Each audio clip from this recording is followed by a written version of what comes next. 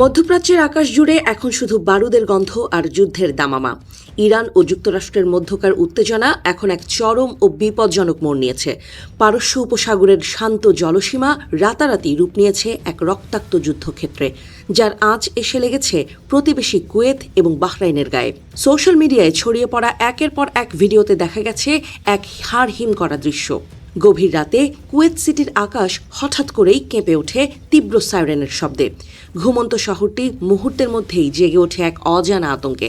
সাধারণ মানুষ যখন ঘর ছেড়ে নিরাপদ আশ্রয়ের খোঁজে ছুটছেন, তখন আকাশের বুক চিরে ধেয়ে আসছিল একের পর এক ইরানি মিসাইল আর ড্রোন। ইরান সরাসরি দাবি করেছে তারা কুয়েত এবং বাহরাইনে অবস্থিত মার্কিন সামরিক ঘাঁটিগুলোকে লক্ষ্য করে এই বিধ্বংসী হামলা চালিয়েছে। মার্কিন পঞ্চম নৌবহরের সদর দফতর বাহরাইনে হওয়ায় পুরো এলাকা জুড়েই জারি করা হয়েছে সর্বোচ্চ সতর্কতা। কুয়েতের আন্তর্জাতিক বিমানবন্দর লক্ষ্য করেও ড্রোন আঘাত হেনেছে বলে জানা গেছে, যার ফলে রানওয়ে এবং টার্মিনালের ব্যাপক ক্ষয়ক্ষতি হয়েছে। এই আক্রমণের পেছনে রয়েছে এক রক্তক্ষয়ী প্রতিশোধের গল্প। মাত্র কয়েকদিন আগেই হরমুজ প্রণালীর কাছে একটি ইরানি তেলবাহী ট্যাঙ্কারে মার্কিন বাহিনী হেলফায়ার ক্ষেপণাস্ত্র দিয়ে হামলা চালায়। শুধু তাই নয়, ইরানের কেশম দ্বীপে অবস্থিত সামরিক যোগাযোগ কেন্দ্রগুলোতেও মার্কিন সেন্ট্রাল কমান্ড তীব্র বিমান হামলা চালায়। তেহরান স্পষ্ট জানিয়ে দিয়েছে এই হামলা ছিল আমেরিকার সেই দাদাগিরির বিরুদ্ধে তাদের সরাসরি এবং মোক্ষম জবাব। কুয়েতের প্রতিরক্ষা দপ্তর অবশ্য জানিয়েছে তাদের আকাশ প্রতিরক্ষা ব্যবস্থা অত্যন্ত সাহসিকতার সাথে বেশ কিছু ইরানি ড্রোন এবং মিসাইল মাঝ আকাশেই ধ্বংস করে দিতে সক্ষম হয়েছে। তবে এই প্রতিশোধের মাঝেও ক্ষয়ক্ষতি এড়ানো যায়নি।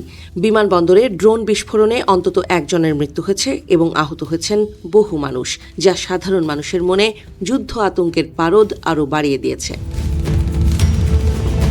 আমেরিকার পক্ষ থেকে মার্কিন সেন্ট্রাল কমান্ড সেন্টকম এই হামলার তীব্র নিন্দা জানিয়েছে।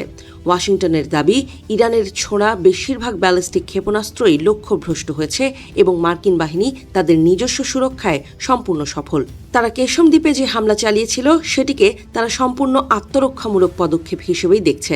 এদিকে যখন দুই দেশের ক্ষেপণাস্ত্রগুলো আকাশে একে অপরকে আঘাত করছে, ঠিক তখনই পর্দার আড়ালে চলছে এক অদ্ভুত কূটনৈতিক খেলা।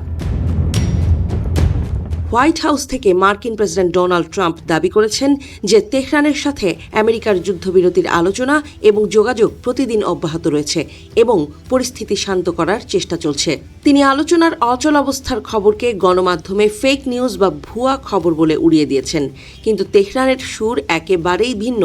ইরানি সংবাদ মাধ্যমগুলোর মতে দুই পক্ষের এই পরোক্ষ আলোচনা আপাতত পুরোপুরি থমকে গেছে। ইরানের শীর্ষ কর্মকর্তারা সাফ জানিয়ে দিয়েছেন, শুধু মুখের কথায় কোনো কাজ হবে না। মার্কিন আগ্রাসন লেবানন থেকে শুরু করে হরমুজ প্রণালী সব জায়গায় একযোগে বন্ধ করতে হবে।